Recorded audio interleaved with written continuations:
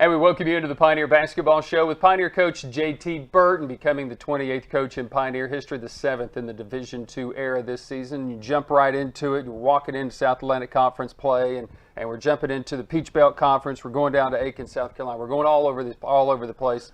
And there's a lot that you can probably learn about your team. But what have you learned so far about just being at Tusculum within the South Atlantic Conference? Well, first of all, this is a very tough conference. I mean, you go to some of these places that so you go by the rankings early in the year, and you can't go by that because it's a really good conference. But I've learned our teams come together. I mean, believe it or not, I mean, the wins and losses probably don't show that, but we've came together. We've gotten a lot better as a team, and that's all a coach can ask for at this juncture of the season. You know, we talk so much, I have, about being on the road, and you attributed it to, to possibly being a very good thing. You had an opportunity to go stay and overnight, do some of those types of trips, kind of get close and confined, and you feel as if you've probably 8 of your first 9 games on the road if you've really come together as a team. We have. I mean, you can show, you can look at each game. We've gotten better progressively as far as playing together, sharing the ball, doing some things as far as the team's supposed to do.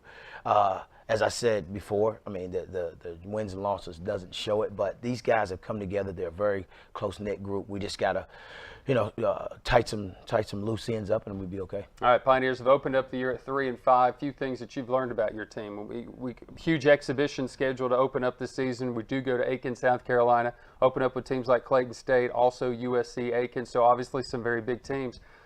Things that jumped out to you through the first couple of games for your team that you felt like got to handle this before it gets out of control, and have you been able to do that? Well, rebounding. I mean, we talked about it off the air, and sharing the basketball. Those are 2 big things that kind of jumped out to me because, and limiting some turnovers, because some of the things, we have to, and it's been up and down.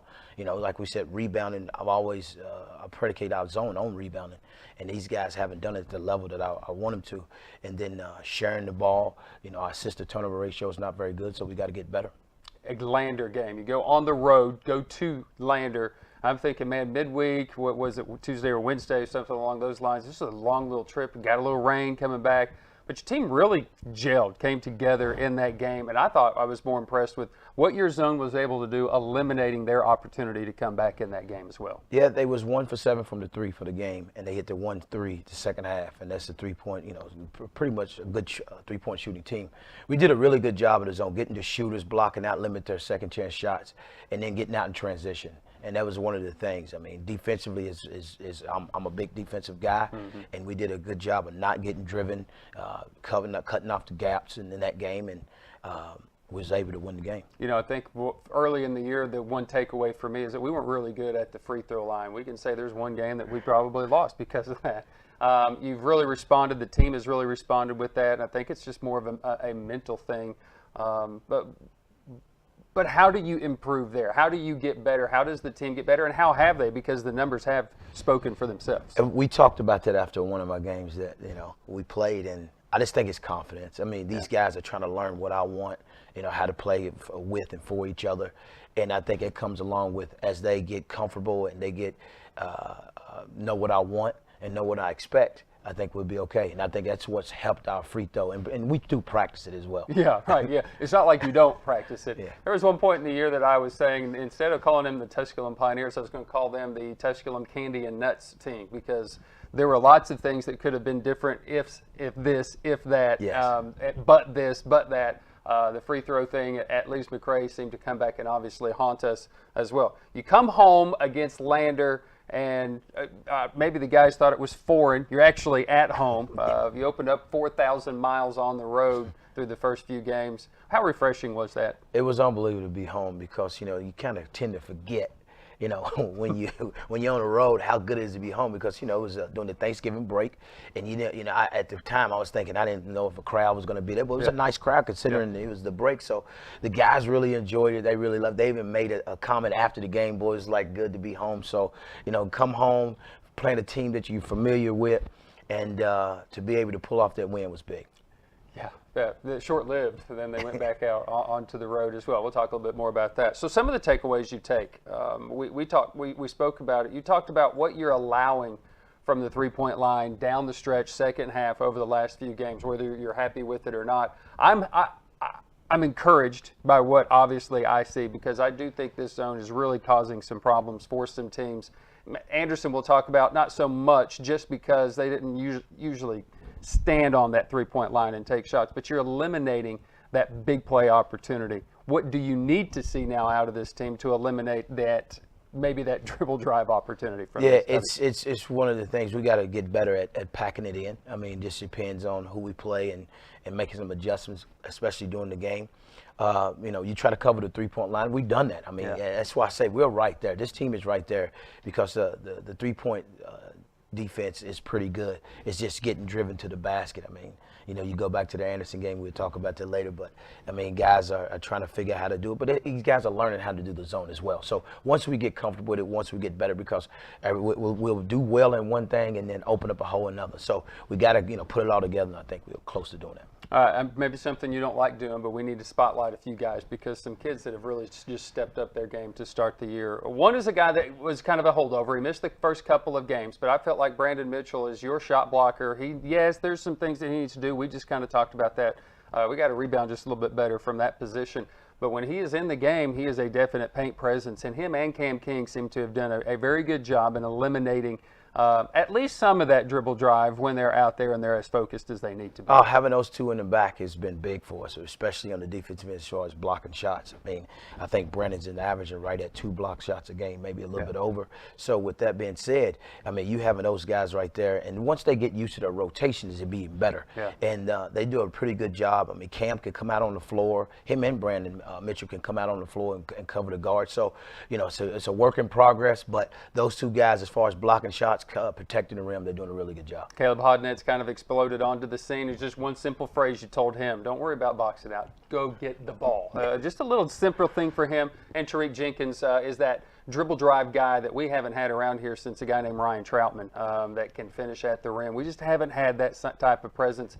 Impressed with those two and the way they've started the year. Caleb has been unbelievable. I mean, that kid right there, you try to just simplify the game for him. I mean, he'll do anything you ask him.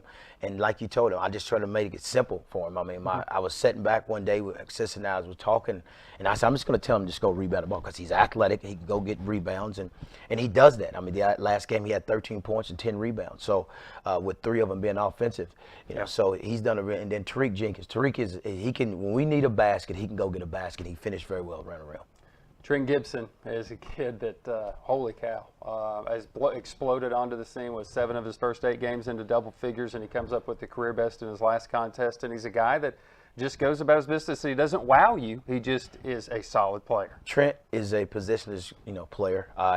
I recruited Trent for 2 years, so he and I joke about the recruiting process, but we're glad to have him here. When I first got this job, he was the first kid I called, because I knew, I've seen him play, and he's a winner, and he could play the 1 through the 4, and he's played that for, especially defensively. So with that being said, I mean, that kid's came in here and he's hit the ground running. He's done a very good job of, not getting rattled, especially on the road. And that's what I say, on the road has helped a kid like him. And as we get in this conference, it'll help him especially, because he's been on the road, he's seen the battles, and he's had his ups and downs, but he's always stayed consistent. Tusculum Pioneers opened up the non-conference portion of the season at 3-3. Impressive wins against Lander, also against Lee on the road, where they hold a team 2 for 20 from three-point territory, doing the defensive job that they did. Donovan Donaldson had the impressive start in that contest offensively, and the team followed suit as well in the second half. So the big wins in the non-conference to open up the year. When we return with Pioneer coach J.T. Burton, we'll talk about the start of the conference year. That's when the Pioneer Basketball Show continues after this. Family. Food's here! What's it mean to you? We got lunch. To us, it means the people you care about, look out for, and love. Even if you'd never let them hear you say it. Hey, you're eating hummus? What's wrong with hummus? Here at Ingalls, we have everything you need to gather around the table and give each other a hard time. Because that's what families do. Ingalls. All the ingredients for family.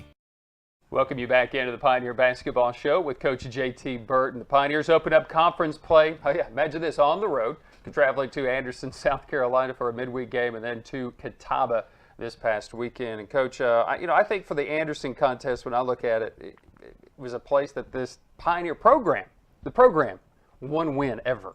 And we go down there and, had an opportunity to win that game, and then the Gage Ellis factor happened. And I think we talked about it a little bit early. A guy on dribble drive, and I think you were disappointed because you felt like you had the interior to eliminate some of that dribble drive. This kid, it was his birthday, and he just had a really impressive game. Yes, he did. I mean, I told him that after the game, I went up and gave him a handshake because I seen him. And as I was leaving, I seen his family out there with the balloons and everything. But Gage is a good player. I mean, we couldn't stop him. I mean, he took the game over. But our guys settled in there for a while. We had Trent Gibson does a lot of good things. Yeah. Tariq did a lot of good things. And Don played well early.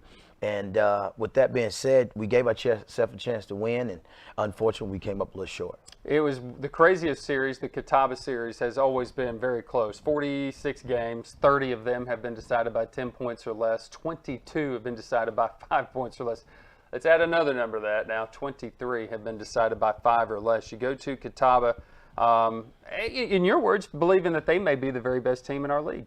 Yes, I mean they are. They got a really good. They're big. They got size at every position. They got probably the best player coming off. Their best player coming off the bench. Yeah. And with that being said, we still again it's one of those games there we didn't rebound here, block shot here, free throw here. We probably win the game. We gave ourselves the chance to tie the game up late when they missed some free throws, but we just unfortunately came up a little short. It was one of those games they do come up just a little bit short. The numbers look good, defensive numbers as far as the rebounding is concerned, the offensive rebounds and everything else. Steals, we eliminated our turnovers, which had been a big problem against in the Anderson game with our turnovers. Do all of that, but just missed timely free throws, had timely turnovers in that contest come up on the short end of it. Now we come home through the month of December against a team that will wear me out and the statisticians, because it's trying to figure out who's on the floor all at the same time. Newberry, what Coach Davis does and how he brings and presents that system is tough for anybody to start worrying about.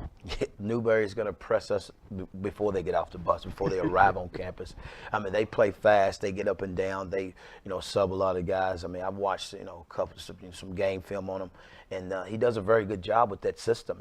Everybody, that system's not for everybody, but for him, they do a really good job at it. And, we got our work cut out for us, but hey, that's the one good thing about basketball. We had some time off. Instead of playing back to back, we had, we don't play until Sunday. So we had some time off and gave the guys a couple of days. Today we'll get back at it and start practicing and start preparing for them. So you just got to know they're going to press us from the beginning to the end. You know about Queens just because of their reputation. They are the defending Southeast Region champ. They advanced to the Elite Eight. So you got them at home as well. And then you close out the portion of December with the long road trip to Burton. So not as many games in the month of December. They won right at the end of the year against Belmont Abbey here at home as well. So 6 of the next 8 at home, and you get some really big opponents, here at home. Yes, we do. I mean, we take it one game at a time, especially with this team here. We can't look ahead. We got to take it one game at a time. We got a new team, young guys, but we got to work cut out for us. But we're going to be ready. We'll have them prepared, and up to this point, I'm happy with for the most part.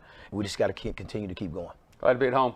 Thank you, man. Yes, sir. Appreciate JT Burton, the Pioneers, this month of December, 2 Sunday games, Newberry and Queens. For everyone behind the scenes, Nick Forsberg, Pioneer coach JT Burton, I'm Brian Staten. This has been Pioneer Basketball on the Pioneer Sports Network.